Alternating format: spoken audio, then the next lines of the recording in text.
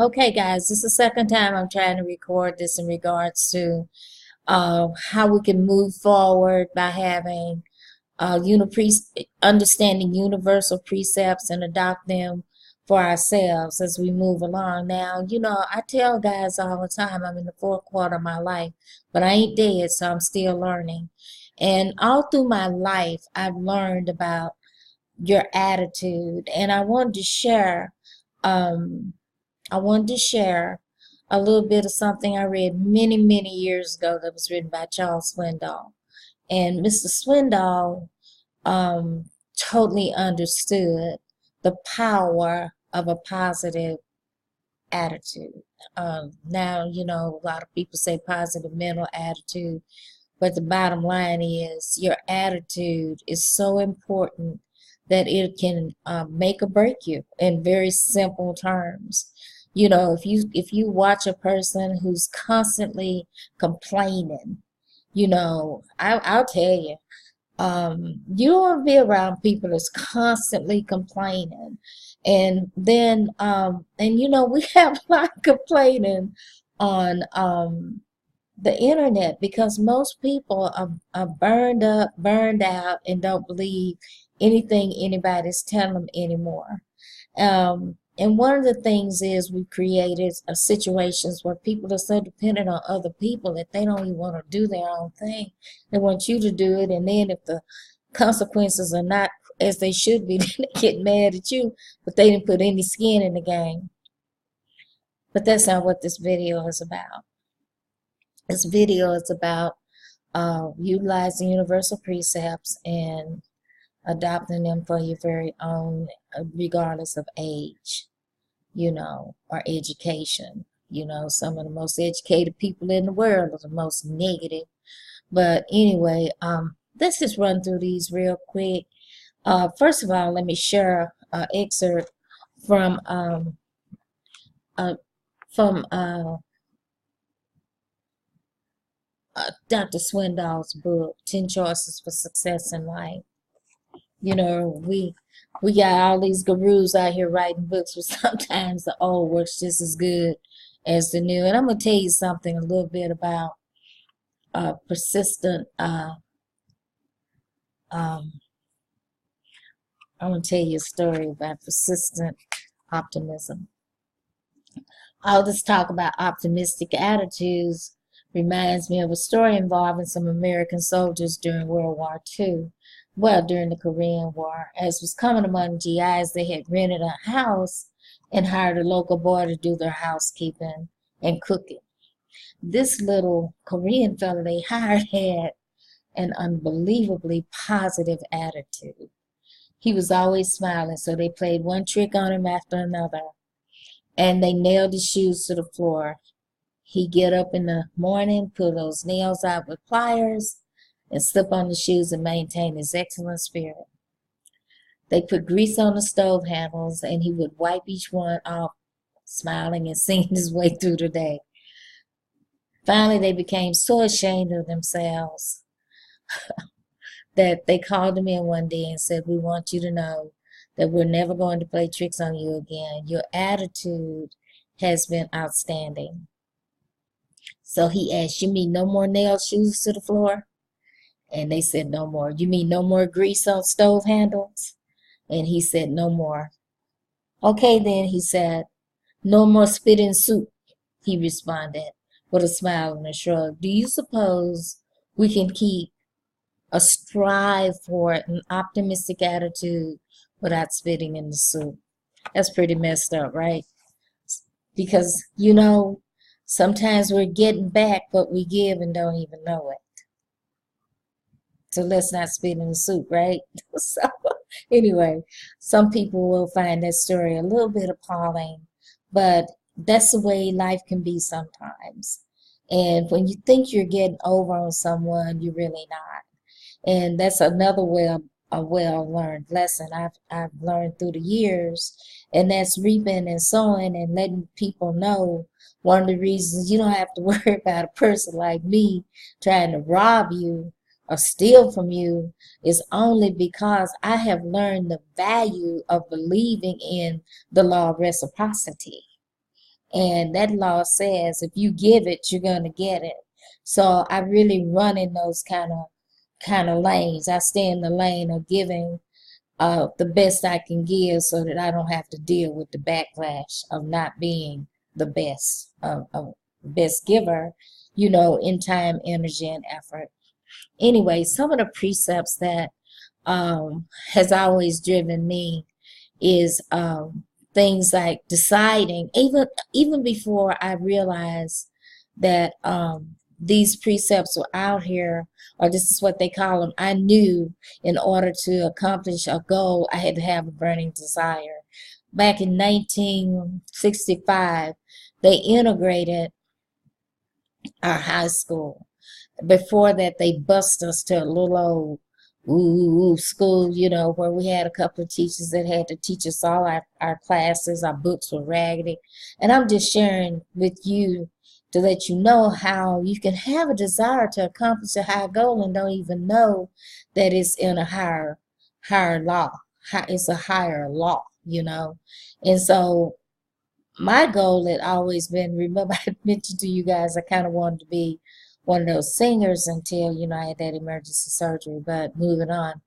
And what happened was they integrated school, and I was a junior in high school, only African American in that class. We had another one in over 200 and some students. I think it was 200 or 300. I don't remember.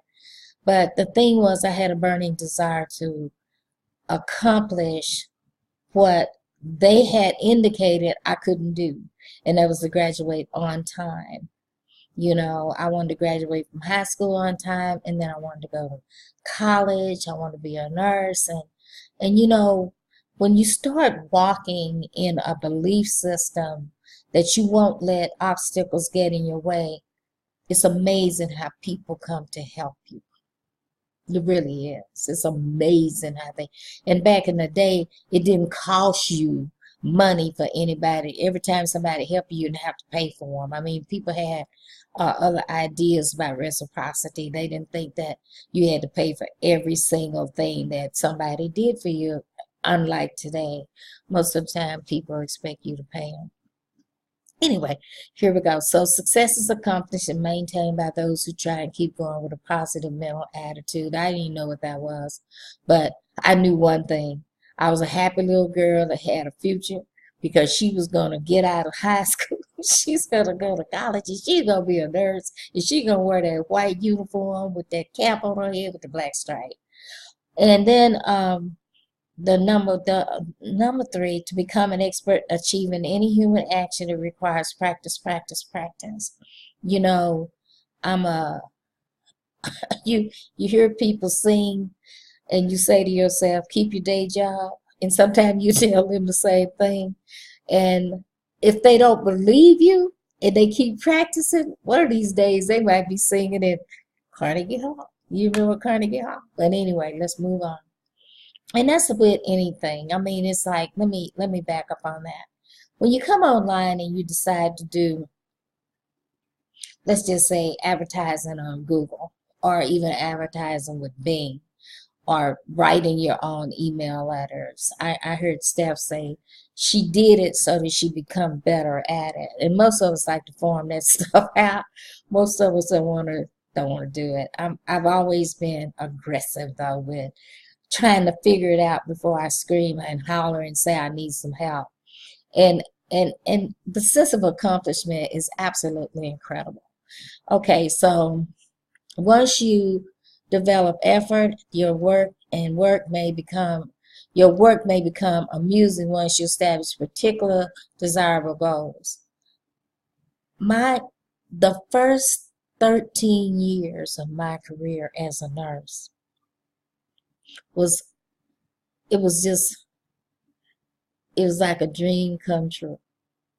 I had fun taking care of patients, and I wanted to know everything about what the doctor knew. I knew I could never be a doctor as a nurse, but I also knew that I could be the best I could be as a nurse. And so I established goals. And I ended up being an intensive care unit nurse and CCU nurse. You know, these are what they call, you know, the elite nurses. I was an emergency room nurse. And so, but those were goals. They were goals I established and moved along. I never really wanted to be in an administrative role. Of course, that's another story about moving along. So it became fun and it became amusing. And yes, it was frustrating some days, but most of the time when I had met my goals, it wasn't really like work. I used to have people say, you need to pay folks because they let you work here because you just have too much fun. Well, okay, now, with each adversity, there's a seed of an equivalent, a better benefit for those who are motivated with positive mental attitude to become achievers. And that is true because when I first decided to go to school, we didn't have any money. I mean, my parents were really poor.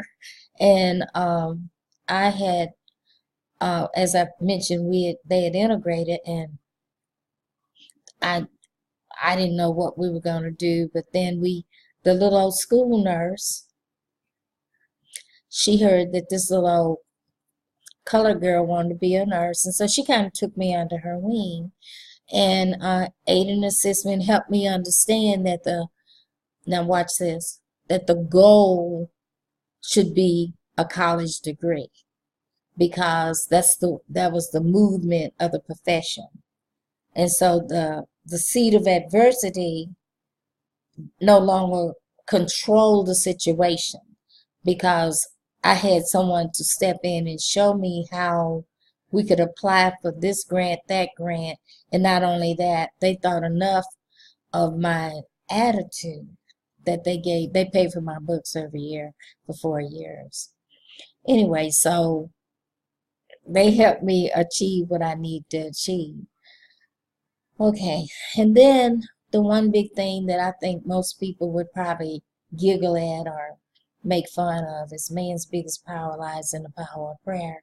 You know, some people call it transcendental meditation when they saying stuff over and over and over again. But you know, I think that most of my life, because of just knowing that, I mean, you know, they'd say, girl, you just pray in the air. But it's helping me believe.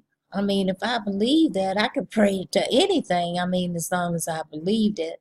But seeing as how I'm a Christian, that's not the thought life that I have. But your thought life is extremely important. And I try to tell people this all the time.